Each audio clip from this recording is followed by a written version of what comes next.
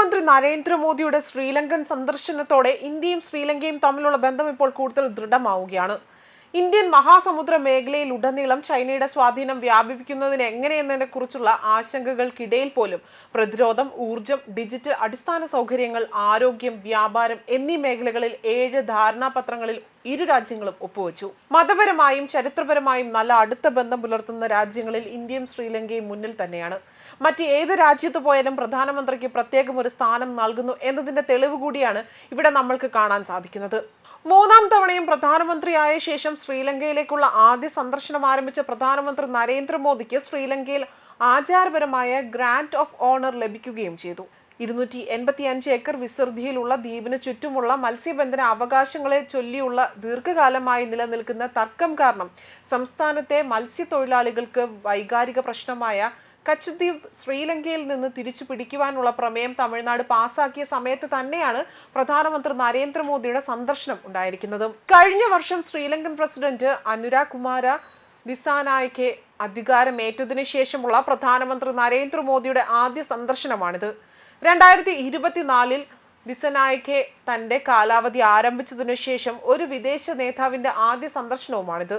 ഡിസംബറിൽ ദിസാനായകയുടെ ഇന്ത്യ സന്ദർശനത്തിന് ശേഷമാണ്, അതുപോലെ അധികാരമേറ്റതിനു ശേഷമുള്ള അദ്ദേഹത്തിന്റെ ആദ്യ സംസ്ഥാന സന്ദർശനം കൂടിയാണ്. 2022 സാമ്പത്തിക പ്രതിസന്ധി ദ്വീപ് രാഷ്ട്രത്തെ തകർത്തതിനു ശേഷം ശ്രീലങ്കയെ പുനർനിർമ്മിക്കാൻ സഹായിക്കുന്നതിനുള്ള ഇന്ത്യയുടെ സംരംഭം ഈ സന്ദർശന വേളയിൽ പ്രധാനമന്ത്രി നരേന്ദ്രമോദി കൂടുതൽ മുന്നോട്ട് കൊണ്ടുപോയിട്ടുണ്ട്.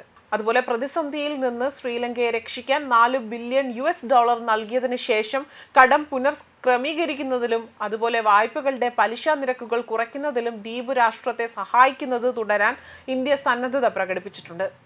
ദ്വീപ് രാജ്യത്തിന്റെ വർദ്ധിച്ചു വരുന്ന ഊർജ ആവശ്യങ്ങൾ നിറവേറ്റുന്നതിനായി ഡ്രിക്കോമാലിയയിലെ 120 മെഗാവാട്ട് സൗരോർജ അത് നിലനിർത്തുന്നതിനായി ഇന്ത്യയുടെ നാഷണൽ തെർമൽ പവർ കോർപ്പറേഷനും ശ്രീലങ്കയുടെ സിലോൺ വൈദ്യുതി ബോർഡും തമ്മിലുള്ള സംയുക്ത സംരംഭത്തിലും പ്രധാനമന്ത്രി നരേന്ദ്രമോദി ഒപ്പുവെച്ചിരിക്കുകയാണ്.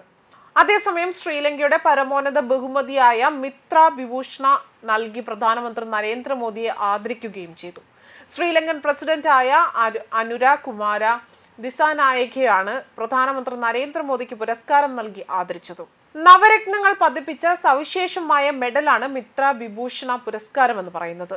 ഇന്ത്യയുടെയും ശ്രീലങ്കയും തമ്മിലുള്ള സാംസ്കാരിക പാരമ്പര്യങ്ങളും ബുദ്ധ പൈതൃകവും സൂചിപ്പിക്കുന്ന ധർമ്മചക്രയും അതുപോലെ സമൃദ്ധിയെ സൂചിപ്പിക്കുന്ന കലശവും അമൂല്യമായ സൗഹൃദ ബന്ധത്തിന്റെ പ്രതീകമായി നവരത്നങ്ങളും അടങ്ങിയ മിത്ര വിഭൂഷണ ബഹുമതിയിൽ കാലാതീതമായ ബന്ധത്തിന്റെ പ്രകൃതിയമായ അത് സൂര്യനും ചന്ദ്രനും ആലേഖനം ചെയ്തിട്ടുണ്ട്.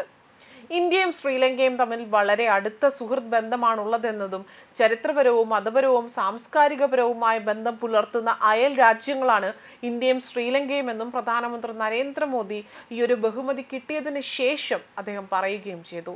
അതുപോലെ തന്നെ ഏറെ കാലങ്ങളായി തുടരുന്ന ഈ ബന്ധം പൊതു താല്പര്യങ്ങളും പരസ്പര ബഹുമാനവും മൂല്യങ്ങളും പങ്കെടുക്കുന്നതിലും ദിസ്നായക്കെ പ്രതികരിച്ചു. ശ്രീലങ്കയുടെ പരമോന്നത ബഹുമതിക്ക് ഏറ്റവും അർഹനായ വ്യക്തിയാണ് ഇന്ത്യൻ പ്രധാനമന്ത്രി നരേന്ദ്രമോദി എന്നാണ് അദ്ദേഹം പറഞ്ഞതും. ന്യൂസ് ഡെസ്ക് കർമ്മ ന്യൂസ്.